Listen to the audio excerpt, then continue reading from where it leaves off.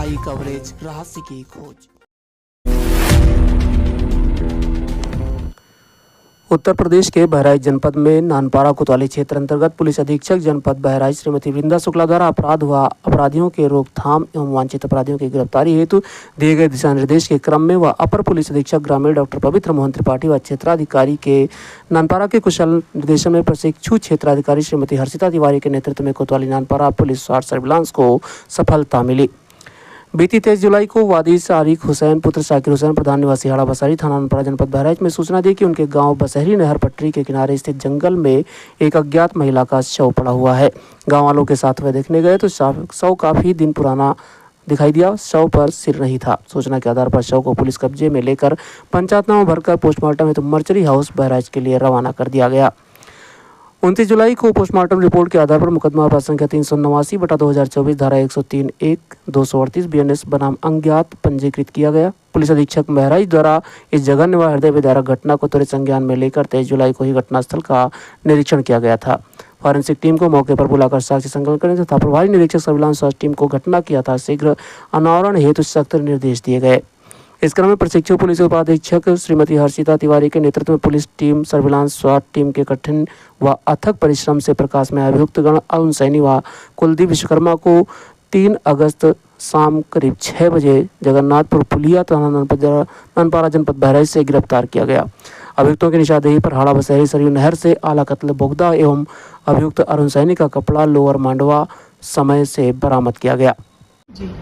21 जुलाई को थाना नानपारा के क्षेत्रांतर्गत हाडी बसेरा गांव में सरयू नदी के पास एक जंगल है। वहां पर एक लगभग 20 वर्षीय लड़की का शव बरामद हुआ था, जिसके ऊपर सर नहीं था, एक हाथ नहीं था, अन्य कुछ उंगलियां मिसिंग थी और ये शव सिर्फ अपने अंडरगारमेंट्स में पाया गया था। तो तत्काल इसका संज्ञान लेते हुए सभी वरिष्ठ अधिकारियों द्वारा घटनास्थल का निरीक्षण किया गया था और पोस्टमार्टम की रिपोर्ट आने के उपरांत पुलिस द्वारा इस सूचना पर मुकदमा पंजीकृत कर अपनी जांच शुरू कर दी थी और एसपी ग्रामीण महोदय और प्रशिक्षु क्षेत्राधिकारी महोदया हर्षिता तिवारी के नेतृत्व में थाना नानपारा की टीम और एसओजी सर्वेलेंस की टीम द्वारा बेहतरीन खुलासा इस घटना का किया गया है। और जो बात विवेचना में स्पष्ट हुई है वो ये है कि ये लड़की मुस्लिम समुदाय की थी और इनका एक प्रेम संबंध एक हिंदू समुदाय के लड़के के साथ चल रहा था। दोनों परिवारों में इस बात को लेकर तनाव था और दोनों को इस संबंध समाप्त करने के लिए हिदायत दी गई थी।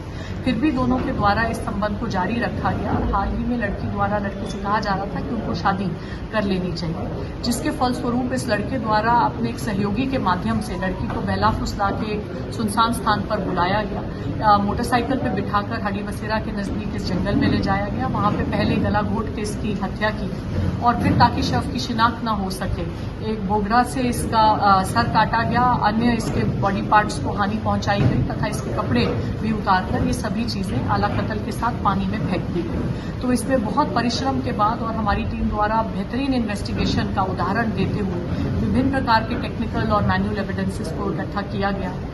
ये भी उल्लेखनीय है कि अभियुक्त द्वारा जो फोन नंबर्स यूज किए गए थे घटना कारित करने के लिए, जो वहां की टावर आईडी में आ रहे थे, वो भी घटना करने के बाद बंद करके पानी में ही फेंक दिए गए।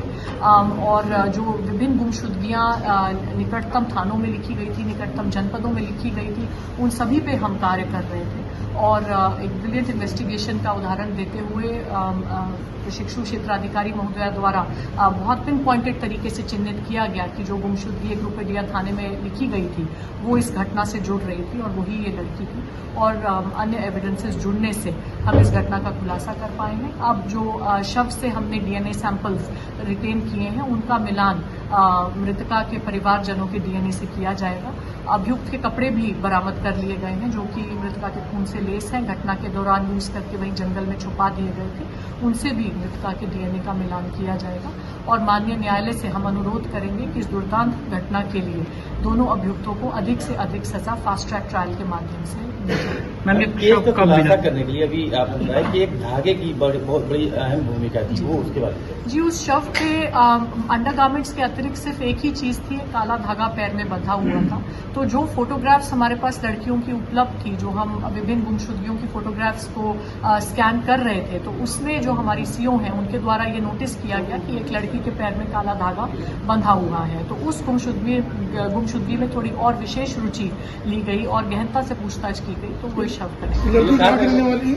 लड़की मूल रूप से हरदी थाना क्षेत्र की रहने वाली है, पर बचपन से ही अपने मामा मामी के यहाँ रूपेडिया थाना क्षेत्र में रहती है। मैम, ये शव कब बरामद हुआ था और हत्या कब की गई थी? ये शव 23 जुलाई को बरामद हुआ था और हत्या 21 जुलाई को की गई।